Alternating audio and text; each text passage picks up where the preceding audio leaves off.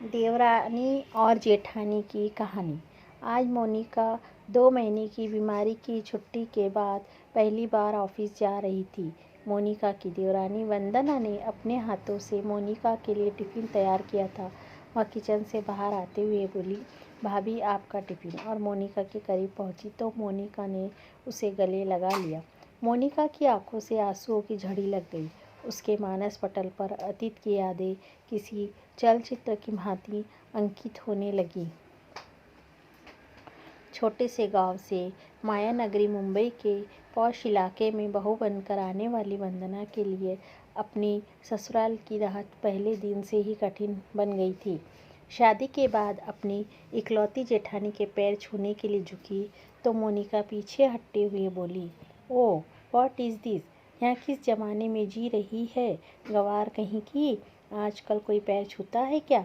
यहाँ हाईटेक युग है, हाय हेलो और हक करने का ज़माना है। लगता है यहाँ लड़की एजुकेटेड भी नहीं है। फिर तो भाभी से गले मिल लो वंदना, अजित ने हंसते हुए कहा। वंदना आगे बढ़ी तो मोनिका ने नाक सिकोड़ते हुए कहा, बस बस दूर से ही नमस्कार कर दो, मैं मान लूँगी। वंदना दोनों हाथ जोड़कर नमस्कार कर आगे बढ़ गई थी। शादी के पहले दिन से ही जेठानी मोनिका का पारा 7वें आसमान पर चढ़ा हुआ था। हाईटेक सिटी मुंबई की गलियों में बचपन बिताने वाली मोनिका को किसी ठेठ गांव की लड़की बतौर अपनी देवरानी कतई पसंद नहीं थी। मोनिका ने अपने देवर अजीत की शादी अपने मामा की इकलौती बेटी लवलीना से करवाने के लिए बहुत हाथ पैर मारे थे, परंतु अजीत ने उसकी एक ना सुनी थी। लवलीना मॉडलिंग करती थी और शहर के स्थानीय फैशन शोज में नियमित रूप से शरीक होती थी। फैशन शोज के लिए वहाँ देश के अन्य शहरों में भी अक्सर जाती थी। लवलीना का ताल्लुक हाई फाई सोसाइटी से था। जो ही स्कीम इलाके में स्टार बेटे बेटियों के साथ स्वच्छंद जीवन का लुत्फ उठाने वाली लवलीना फिल्मों में भी अपना नसीब आजमा रही थी। मोनिका किटी पार्टी और शॉपिंग व पिकनिक की ज़बरदस्त शौकीन थी। वह चाहती थी कि उसके परिवार में ऐसी ही कोई मॉड लड़की आए ताकि जेठानी देवरानी में बेहतर तालमेल बना रहे। परंतु जब अजीत ने देहाती लड़की से विवाह कर लिया तो मोनिका के तमाम ख्वाब पत्थर से टकराए शीशे की भांति टूटकर चकनाचूर हो गए। वह जल भुनकर रह गई। अजीत मेडिकल का छात्र था। जब वह MBBS के अंतिम वर्ष में स्टडी कर रहा था तब अपने मित्र सुमित के विवाह में शरीक होने उसके गांव गया था। वह पहली बार किसी गांव में गया था। पर्वतों की तलहटी में बसे इस गांव की प्राकृतिक सौंदर्य को देखकर अभिजीत को पहली ही नज़र में इस गांव से प्यार हो गया था। गांव के चारों ओर आच्छादित हरियाली, दूर दूर तक लहलहाते हरे भरे खेत, खेतों में फुदकती चिड़िया, हरे भरे घने वृक्षों पर कलरव करते विहाग और उनकी छाँव में नृत्य करते मोर, अमराइयों में कुकती कोयल आदि ने अजित को इतना प्रभावित किया कि वहाँ शादी के बाद भी कई दिनों तक अपने दोस्त के घर पर ही रुक गया था। अपने दोस्त के विवाह में ही अजित ने वंदना को देखा था। विवाह के 2 दिन पूर्व आयोजित संगीत संध्या में उसने वंदना को गाते और नृत्य करते हुए पहली बार देखा था। संगीत संध्या की रात को नींद ने अजित की आंखों से किनारा कर लिया।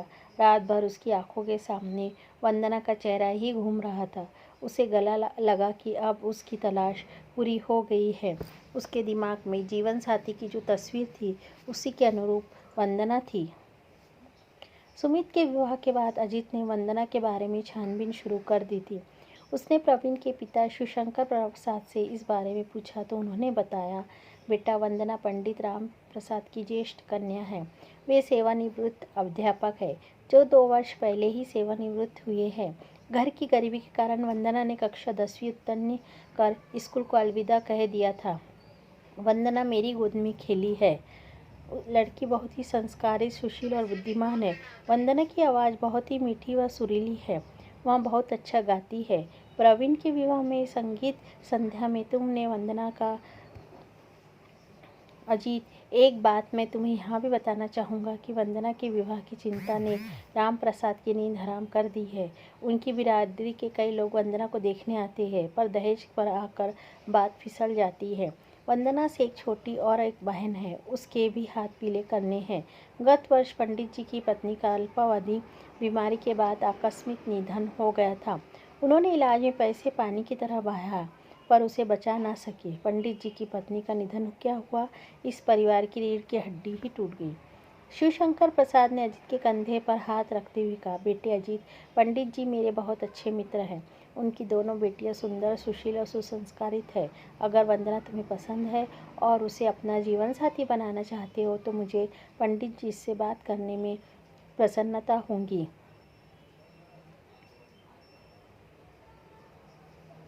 शिवशंकर प्रसाद की बातों से अजित के मन में लड्डू फूट रहे थे। वह जल्दी से जल्दी मुंबई जाकर इस संबंध में अपने माता पिता से बात करना चाहता था। शिवशंकर ने अल्प विराम के बाद कहा, बेटा, कोई निर्णय लेने से पहले अपने माता पिता से एक बार बात जरूर कर लेना।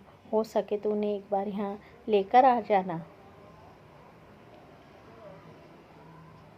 जरूर अंकल, मैं कोई निर्णय लेने से पूर्व माता पिता से ज़रूर बात करूँगा और मुझे पूरा विश्वास है कि मेरी पसंद ही मेरे माता पिता की पसंद होगी।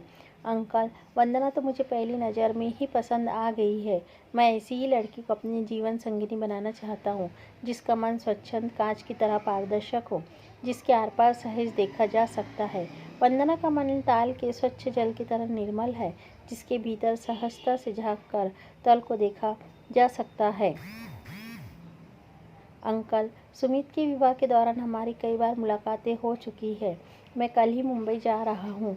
आप चाहे तो वंदना के पापा से बात कर सकते हैं। अजित उत्साहित होकर बोल रहा था। ठीक है, मैं कल ही पंडित जी से बात कर लेता हूँ, शिवशंकर ने कहा।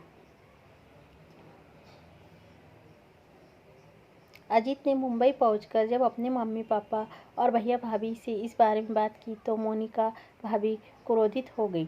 उन्होंने नाराज़गी व्यक्त करते हुए कहा, अरे अजित, मैंने तो तुम्हें लवलीना से तुम्हारे लिए बात कर रखी है।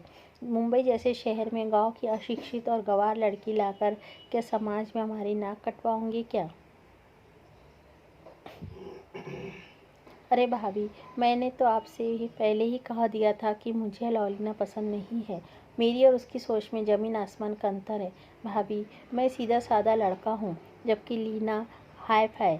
अजित मुस्कुराते हुए और कुछ कहने जा रहा था, मगर मोनिका ने अजित की बात काटते हुए कहा, क्या बुराई है लवलीना में? दिखने में किसी हीरोइन से कम नहीं है। अच्छी पढ़ी लिखी है, ऊंचे खानदान की है, हाई सोसाइटी से ताल्लुकात रखती है। भैया, तुम्हें ऐसी लड़की दिन में चिराग लेकर ढूंढने से भी नहीं मिलेगी। कहते हुए मोनिका मुंह फुलाकर बैठक से चली गई। अरे भाई, उसे अपनी पसंद की लड़की से शादी करने दो ना। तुम अपनी पसंद उस पर क्यों थोप रही हो? अजित के बड़े भाई रोहन ने मोनिका को समझाते हुए कहा, लेकिन तब तक मोनिका अपने कमरे में जा चुकी थी।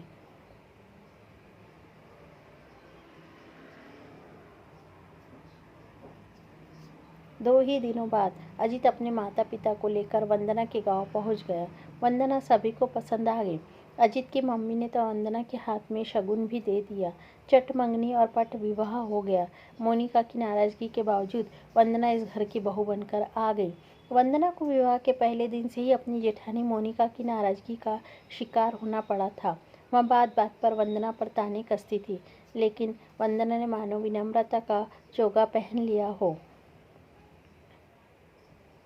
वह मोनिका के तानों पर चू तक न करती, चुपचाप सहन करती रही। वंदना जानती थी कि शब्द से शब्द बढ़ता है, सो उसके लिए इस वक्त खामोश रहना ही उचित है। उसे विश्वास था कि समय सदैव एक समान नहीं रहता है, यहाँ वहाँ परिवर्तनशील है। एक दिन उसका भी वक्त बदलेगा। समय बीत रहा था। मोनिका एक सरकारी बैंक में नौकरी करती थी, सो वहाँ हमेशा अपना टिफ़िन खुद बनाकर सुबह 9 बजे अपनी स्कूटी से बैंक चली जाती थी और शाम को 5 बजे के आसपास लौटती थी। वंदना से मोनिका इस कदर नाराज़ थी कि वहाँ उसके हाथ की चाय तक नहीं पीती थी। मोनिका के बैंक जाने के बाद ही वंदना का किचन में प्रवेश होता था। वंदना के सास ससुर मोनिका के तेज तर्रार स्वभाव से भली भांति परिचित थे, सो वे हमेशा खामोश ही रहते थे।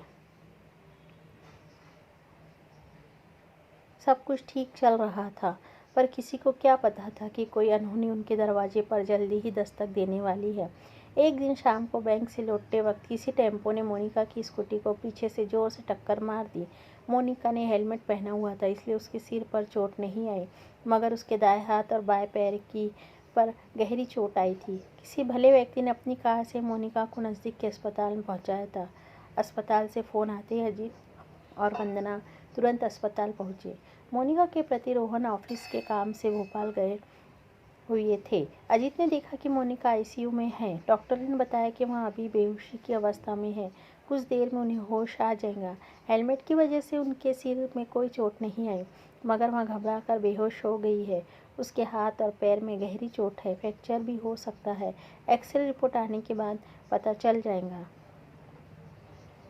कुछ ही देर में मोनिका को होश आ गया। डॉक्टर ने अजीत को इशारे से अंदर बुलाया।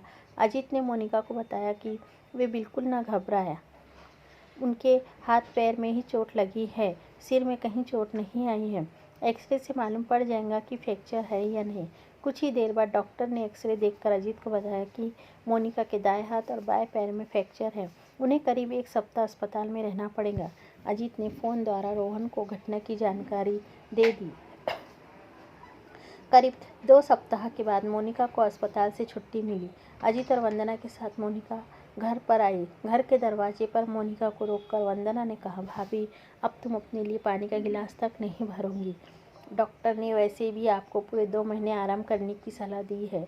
फिर आपके एक हाथ और एक पैर पर प्लास्टर चढ़ा है, सो आपको अब आराम की सख्त ज़रूरत है।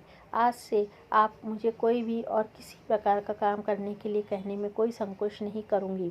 ऐसा मुझसे वादा करो, तभी मैं आपको घर के अंदर आने दूँगी। यह कहने के साथ ही वंदना बीच दरवाजे पर खड़ी हो गई। मोनिका की आंखों से आंसू छलक पड़े।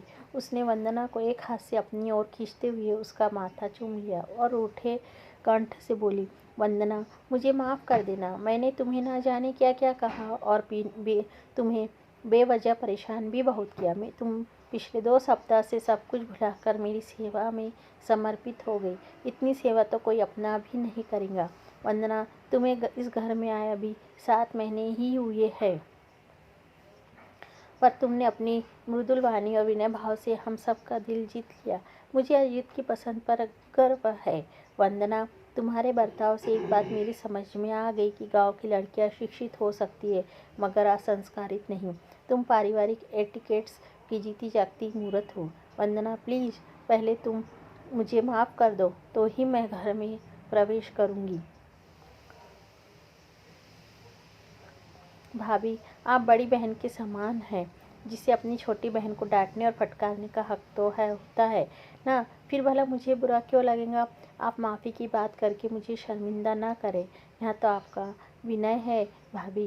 कहते हुए वंदना ने अपनी जेठानी को बाहों में भर लिया। अरे भाई, देवरानी जेठानी की डायलॉगबाजी खत्म हो गई हो तो हम अंदर चले क्या? मुझे और अजीत को जोर से भूख लगी है।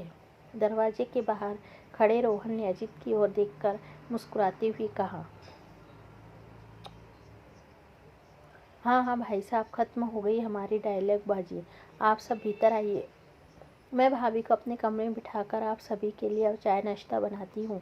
कहते हुए वंदना ने अपने दोनों हाथ मोनिका की तरफ बढ़ा दिए, जिन्हें उसने कसकर पकड़ लिया। धीरे धीरे वंदना का सहारा लेते हुए अपने कमरे की ओर बढ़ने लगी।